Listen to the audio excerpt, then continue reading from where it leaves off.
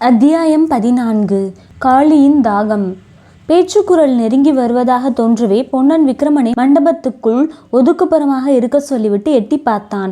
மண்டபத்தை நோக்கி 2 பேர் வருவது தெரிந்தது. ஆனால் இருட்டில் முகம் ஒன்றும் தெரியவில்லை. அப்போது பளீரென்று ஒரு மின்னல் மின்னிற்று. மின்னலில் அந்த இருவருடைய முகத்தையும் பார்த்ததும் பொன்னனுடைய உடம்பெல்லாம் ஒரு தடவை பதறிற்று. வந்தவர்களில் ஒருவன் மார்ப பூபதி, இன்னொருவன் ஆம் கபால ருத்ர பைரவன்தான். அவர்களை அவ்விதம் திடீரென்று பார்த்த பேர் அதிர்ச்சியை ஒருவாறு பொன்னன் சமாளித்து கொண்டு விக்கிரமன் இருந்த இடத்தின் அருகில் சென்று அவரை தொட்டு மெல்லிய குரலில் மகாராஜா என்றான். விக்கிரமன், இதென்ன பொன்னா, ஏன் இப்படி நடுங்குகிறாய் என்பதற்குள் பொன்னன் விக்கிரமனுடைய வாயை பொத்தி, இறைய வேண்டாம், பெரிய ஆபத்து வந்திருக்கிறது, எதற்கும் சித்தமாயிருங்கள் என்று காதோடு சொன்னான். விக்கிரமன் இடுப்பை தடவி பார்த்து, ஐயோ, வாள் ஆற்றோடு போய்விட்டதே என்று முணுமுணுத்தான். வந்தவர்கள் இருவரும் அந்த மண்டபத்தின் வாசல் திண்ணையில் வந்து மழைக்கு ஒதுங்கி நின்றார்கள்.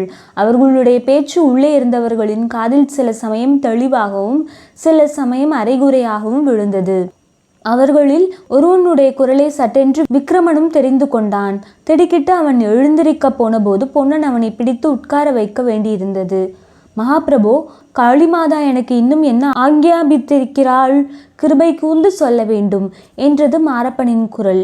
இதற்கு பதில் கூறிய குரலானது கேட்கும் போதே மயிர்கூச்சல் உண்டாக்கக்கூடியதாய் இருந்தது. ஒருவேளை பேய் பிசாசுகள் பேசுமானால் இப்படித்தான் அவற்றின் குரல் இருக்கும் என்று எண்ணும்படி இருந்தது.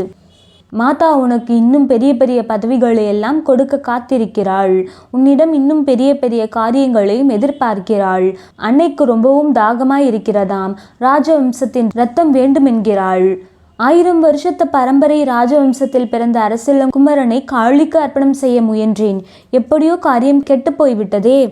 உன்னாலேதான் கெட்டது. அந்த ராஜகுமாரனுக்காக நானே வந்திருந்தேன். நீ குறுக்கிட்டு கெடுத்து விட்டாய். மன்னிக்க வேண்டும் பிரபு. ஆனால் ராஜகுமாரன் வருகிறான் என்று உங்களுக்கு எப்படி தெரிந்தது? மறுபடியும் அதே கேள்வியை கேட்கிறாயே. காளிமாதா சொல்லித்தான் தெரிந்தது. அருள்மொழி ராணியின் வாய்மொழியாக மாதா எனக்கு தெரிவித்தாள். அதோ கப்பலில் வந்து கொண்டிருக்கிறான், கரையை நெருங்கி கொண்டிருக்கிறான் என்று ராணி சொன்னாள். நான் வந்தேன். அதற்குள்ளாக நீ நடுவில் குறுக்கிட்டு காரியத்தை கெடுத்து விட்டாய். பிரபு, க்ஷமிக்க வேண்டும். போனது போகட்டும். மாதா உன்னை க்ஷமித்து விட்டாள். ஆனால் தாகம் தாகம் என்று கதறிக்கொண்டிருக்கிறாள். ராஜகுல ரத்தம் வேண்டும் என்கிறாள். இந்த அமாவாசை போய்விட்டது. துலா மாத பிறப்பிலாவது தாயின் தாகத்தை தணிக்க வேண்டும். அவனை நீ எப்படியாவது தேடி பிடித்து கொண்டு வர வேண்டும். கொண்டு வந்தால் உன் மனோரதம் நிறைவேறும். பூபதி, காளிமாதாவை சரணமாக அடைந்த உடனே உனக்கு சேனாதிபதி பதவி கிடைக்கவில்லையா? இன்னும் என்ன சுவாமி?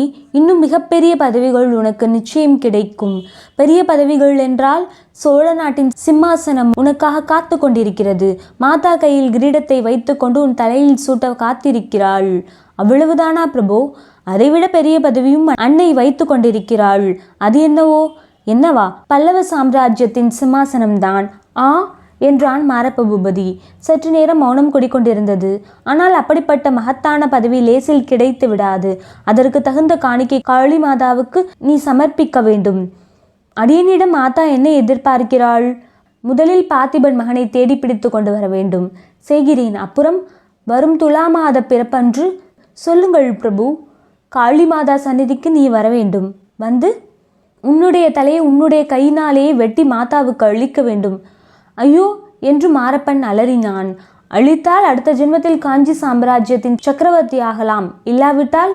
இல்லாவிட்டால் என்ன பிரபு? ஆத்ம பலிக்கு ஈடான இன்னொரு மகாபலி அளிக்க வேண்டும். அழித்தால் இந்த ஜென்மத்திலேயே சக்கரவர்த்தி பதவி கிட்டும். அது என்ன பலி சுவாமி? அந்த விபூதி ருத்ராட்சதாரியை பலிக்கு கொண்டு வர வேண்டும்.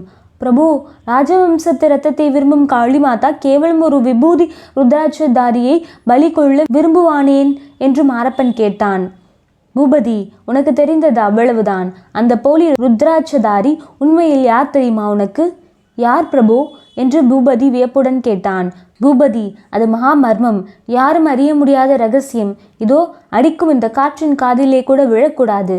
அருகில் வா, காதோடு சொல்கிறேன். சொல்ல முடியாத வியப்புடனும் பயத்துடனும் மேற்படி சம்பாஷணையின் பெரும் பகுதியை கேட்டுக்கொண்டு வந்த விக்கிரமனும் பொன்னனும் இப்போது செவிகளை மிக கூர்மையாக வைத்து கொண்டு கேட்டார்கள். ஆனால் ஒன்றும் காதில் விழவில்லை. திடீரென மாரப்பன் இடி இடி என்று சிரிக்கும் சத்தம் கேட்டது. பூபதி, ஏன் சிரிக்கிறாய்? மாதாவின் வார்த்தையில் உனக்கு அவநம்பிக்கையா என்று கபால பைரவர் கோபக்குரலில் கேட்டார்.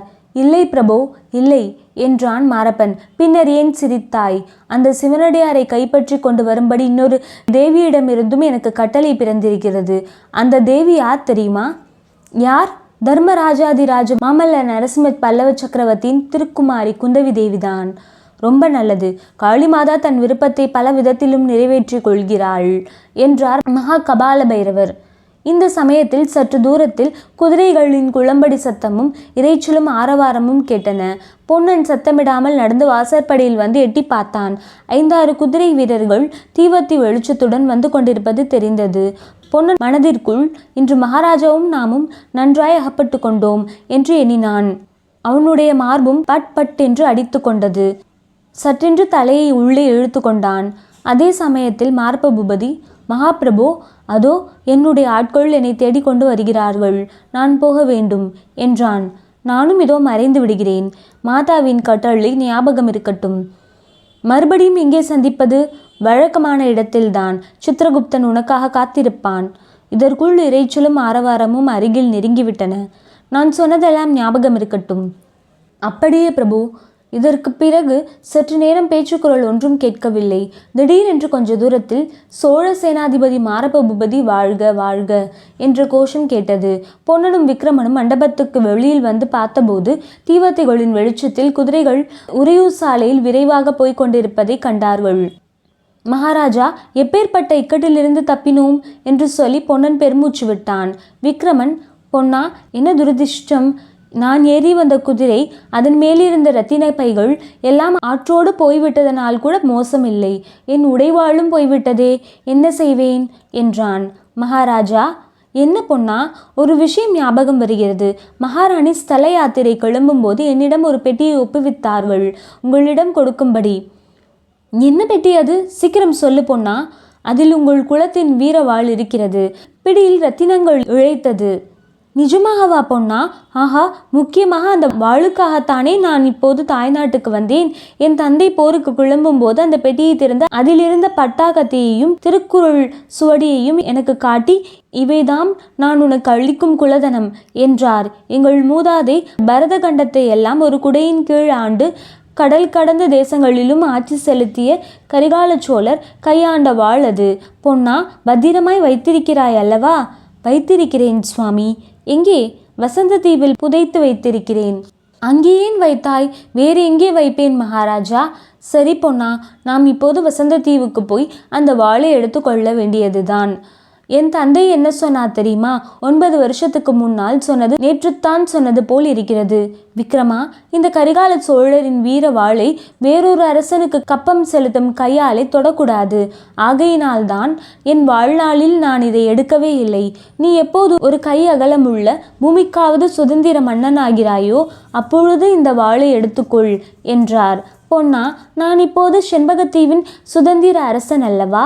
இனி அந்த வாளை நான் தரிக்கலாம். மகாராஜா, செண்பகத்தீவுக்கு மட்டும்தானா? சோழ நாட்டுக்கும் நீங்கள்தான் அரசர். அதற்கு இன்னும் காலம் வரவில்லை பொன்னா, ஆனால் சீக்கிரத்தில் வந்துவிடும். நாம் உடனே செய்ய வேண்டிய காரியங்கள் 2 இருக்கின்றன. அந்த வீர வாளையும் திருக்குறளையும் எடுத்துக்கொள்ள வேண்டும். இந்த பயங்கர நரபலி கூட்டத்திலிருந்து மகாராணியை விடுவித்து அழைத்து போக வேண்டும். இவற்றுள் முதலில் எதை செய்வது, அப்புறம் எதை செய்வது என்பதை இப்போது தீர்மானிக்க வேண்டும். அவர்கள் மேலும் யோசனை செய்து முதலில் உறையூருக்கு போய் வசந்த தீவிலிருந்து வீர வாளை எடுத்துக்கொள்வதென்றும், பிறகு திரும்பி வந்து சிவனடியாரை தேடி பிடித்து அவருடைய உதவியுடன் மகாராணியை கண்டுபிடிப்பதென்றும் தீர்மானித்தார்கள்.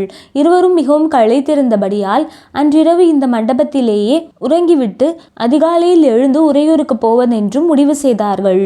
ஆனால் விக்ரமனுக்கு ஏற்கனவே கடுமையான சுரம் அடித்து கொண்டிருந்தது என்பதையாவது, பொழுது விடுவதற்குள் அவன் ஓர் அடி கூட எடுத்து வைக்க முடியாத நிலைமையை அடைவான் என்பதையாவது அவர்கள் அறிந்திருக்கவில்லை.